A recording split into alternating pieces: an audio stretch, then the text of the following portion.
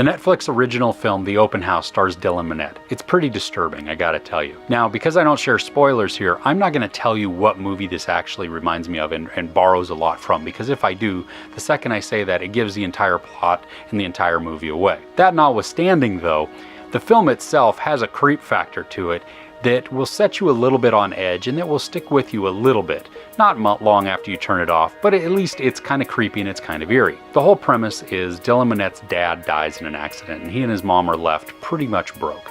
They have to then figure out a way to live because they can't live in their home because they have no money for rent. The mom's sister owns a cabin in the woods, and it's not really a cabin, it's a mansion. And they can stay there for as long as they need.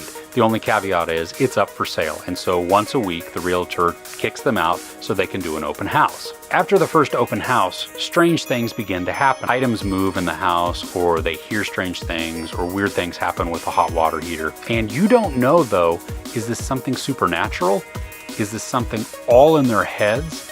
Or is there actually something going on? The relationship between Dylan Minnette and his mom is tumultuous at best.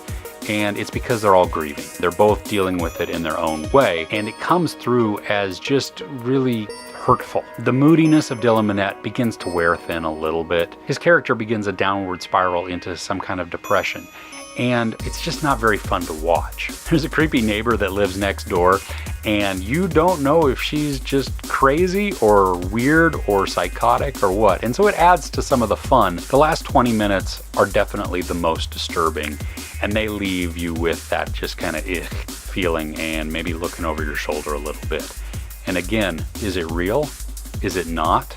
Is it supernatural? Well, I'm not going to tell you. There's language and violence, nudity but no sex, and just some disturbing images, so it's certainly not geared towards any young kids. The story as it is, though, is not one that I would sit and watch over and over again. So once I've seen it, I'm pretty much done with it. I give The Open House 3.5 out of 5 couches. I'm Chris. This is Movies and Munchies. Thanks for couching with me.